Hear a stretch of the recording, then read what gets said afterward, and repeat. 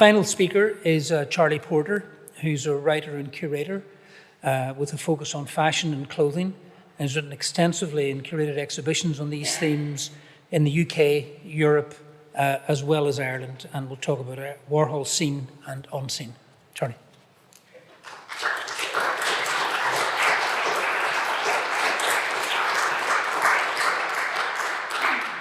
Hi, hello. So I'm going to talk about the experience of seeing Warhol and then not seeing Warhol, particularly in terms of exhibitions, experience of visiting exhibitions across a lifetime. So this is the corner of my copy of the Face magazine from 1989. The issue is September 1989. The cover star there is Gina Bellman, who I think was in a Dennis Potter TV show at the time. I'm just going to put this down. So the Face kind of still exists, but is less powerful than it was then. The Face was a magazine based in London, which, like ID magazine, very much learned from Interview magazine about how to make a style, pop, art, fashion mix. This issue of the Face got you reduced price entry to the Andy Warhol exhibition at the Hayward Gallery. So if you look closely, this is probably my one time with a laser. Here, that's the stamp to show that my issue had been used to get me reduced price entry to the exhibition at the Hayward Gallery. I was 14 years old, and the exhibition went in deep. I was a queer adolescent, clear for years about my utter otherness, but unable to talk about my otherness with anybody. In seeing Warhol, I recognized something of myself in Warhol. And I think this is a huge part of why Warhol's work resonates. It's this sense of seeing, but maybe seeing something else than just what we're seeing. Warhol had been dead for 2 years. And so it was at the beginning of the post-Warhol era in terms of his life. So exhibitions from this point on were trying to contextualize, reevaluate, trying to tell a story of Warhol without Warhol himself there to be part of the storytelling. And this exhibition began my life of seeing Warhol shows.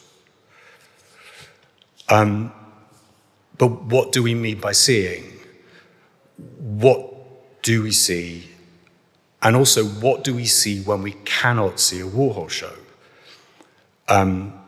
This is pertinent to this show here at Hugh Lane, since this is the first show for, I can't do the math, but 2024 minus 1997 equals a lot of years. This is the first Warhol show in the city for decades, and then therefore presumably that would be the last show for decades too. Generations have passed without being able to see a Warhol show here. So what is it that we see when we cannot see Warhol? The writer Olivia Laing wrote a book called The Lonely City, which came out, I think, in 2015, 2016. And the book was a total revelation to me, both as a writer and as someone who loves Warhol. In her book, she broke the assumption that there's nothing new to say about Warhol, that as if everything's already been said, or that he is unknowable, that he's an invented character hiding a real person beneath. As a writer, she also taught me that there's always something new to say if we truly look and truly listen, if we're able to sit with them. So this is a quote from the beginning of her chapter on Warhol, where she asks us to consider Warhol through the prism of loneliness. So I'll read it out. Warhol is often thought of being completely subsumed by the glossy carapace, I think you pronounce that, of his own celebrity, of having successfully transformed himself into an instantly recognizable avatar, just as his screen prints of Marilyn and Elvis and Jackie Kennedy convert the actual face into the endlessly reproducible lineaments of the star. But one of the interesting things about his work, once you stop to look, is the way the real, vulnerable human self remains stubbornly visible, exerting its own submerged pressure, its own mute appeal to the viewer. So this last line to me is absolutely crucial.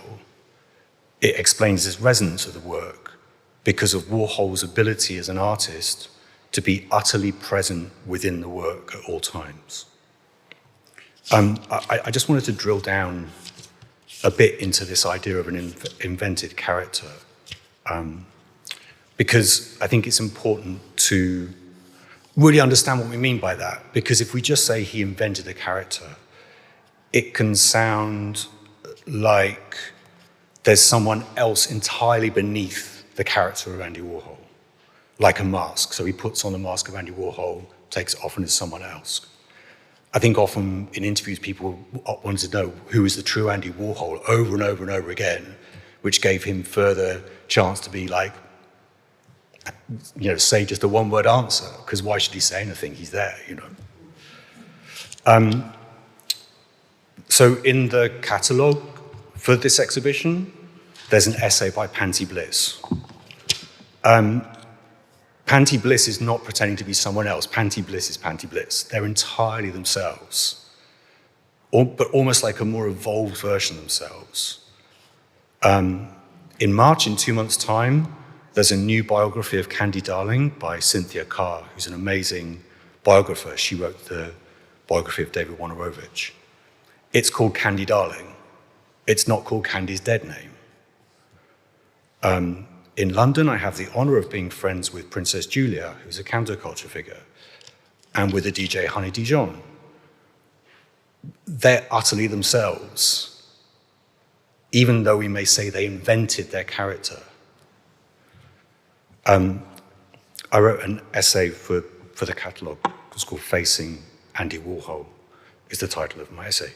I just want to read a few lines from it, because I think this explains what I mean. It's all there. Warhol's face tells everything. Pockmarked, sallow, a nose of open pores, a blatant wig on his head to cover obvious baldness. It's also his expression, a determined resolution that could be mistaken for vacancy, a look that says, that's all there is.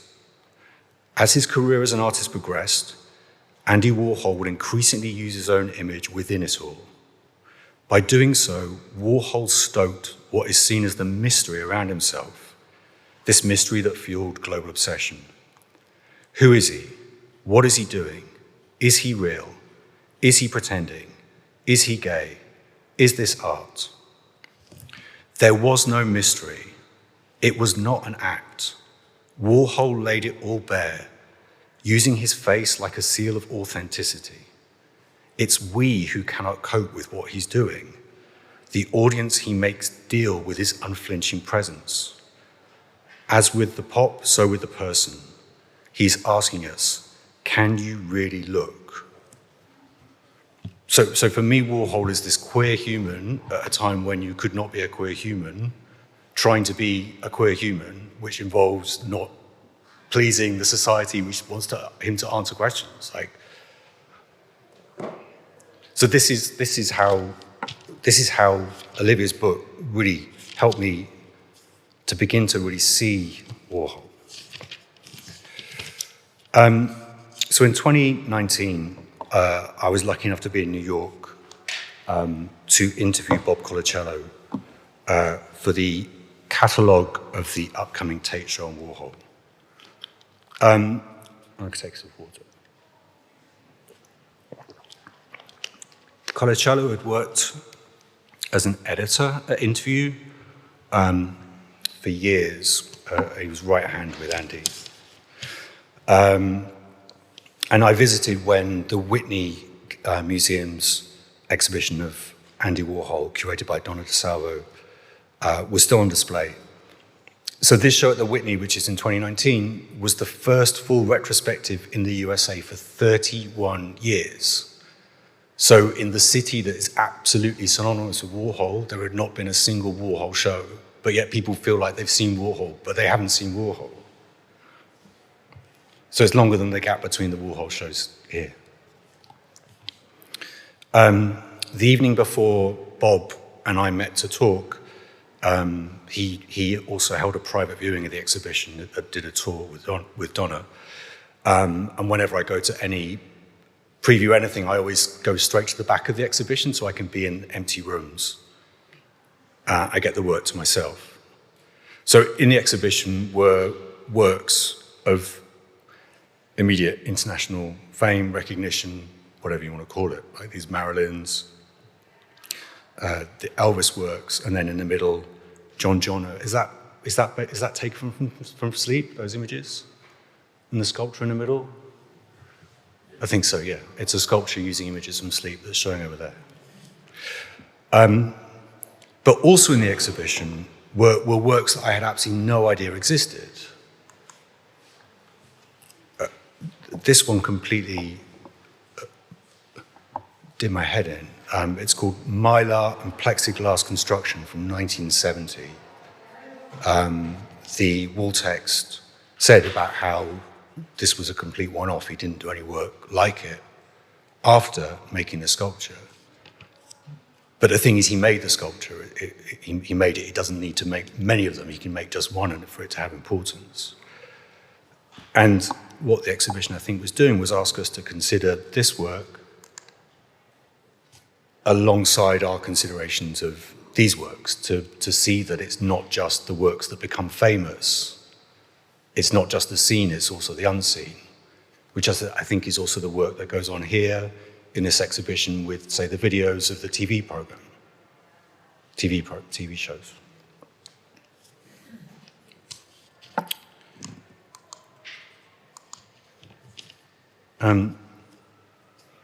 So the exhibition that I wrote the essay for the catalogue for at the Tate, it opened in March 2020. This was one of the exhibits. It's an advert for an exhibition announcement for an exhibition called The Personality of the Artists, which was at the Stable Gallery. The advert appeared in Art International in April 1964. So Warhol present within the promotion of his own exhibition. 6 days after the exhibition opened, the exhibition closed because a global pandemic began. A couple of days ago, I emailed with its curator, Gregor Muir. So I asked him about the show. I asked him about the dates. I just wanted to catch up with him about it. And as I wrote the email, I was like, oh God, I hope this doesn't cause you recurring trauma, like opening a old wound. And he said it was really traumatic to think back to it. But he wrote me an email about it. And he said it honestly felt like the show was cancelled the day after it opened. Gregor went on to say, for sure, the exhibition was never the same again. Even when it did reopen at Tate, momentarily, only to close again, we couldn't show the balloons or open the film installation room with the Velvet Underground footage, which was such a pivotal part of the show. We forget in that first wave of closures, everyone was concerned that COVID could be transmitted by touch. He then said, odd to think of Warhol as touchy-feely.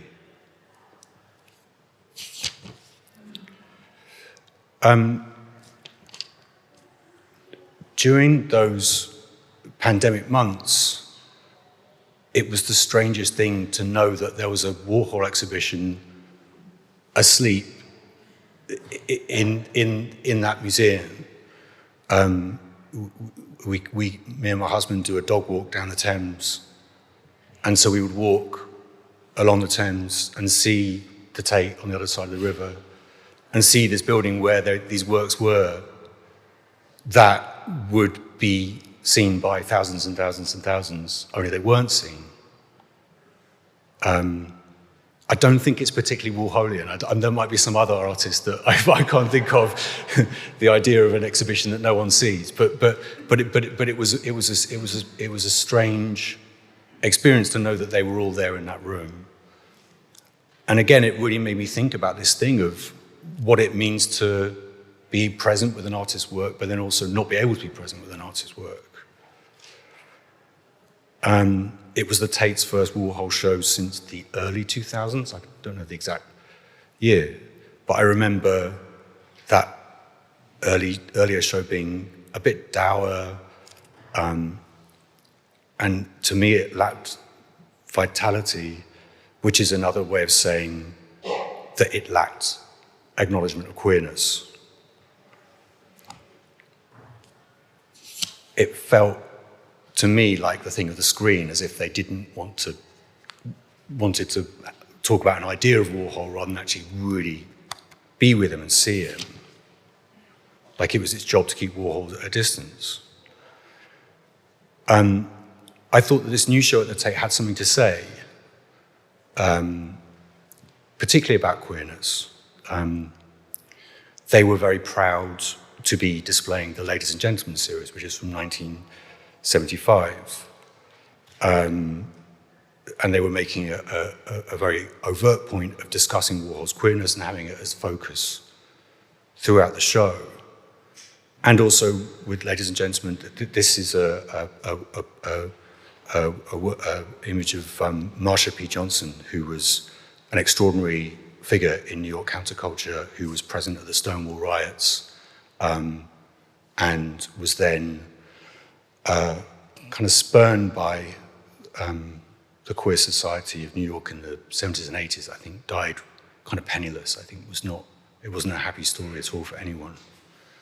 And so also, by including the work, the Tate will also bring under the microscope Warhol's relationship with black culture, you know, and how problematic that could be. But hardly anyone saw this work. So it's this idea of Warhol Seen and Warhol Unseen. My point is this: in just over a week's time, this exhibition will close. So it's unlikely a Warhol show will be in Dublin until maybe the 2040s, you know, who knows? I might be alive. I'll be in my 70s then. Same as in London. There's unlikely to be another Warhol show. Now, the thing is, I'm not arguing for more Warhol shows. Warhol is from that generation of white male artists who were the ones given shows. There were no shows for women, there were no shows for black artists. So in no way am I saying that we need more Warhol shows. My point is how do we think about Warhol when we're not able to look at him? And I think we should remember the unseen. So rather than focus on the hyper-visible Warhol, the famous works, the screen that comes down, seeing him as a mask, that mask that pretends that he's aloof, removed and unknowable, we need to remember that he is present always in every single work, and he's there always, if only we are willing to see. I think I've finished early. Thank you.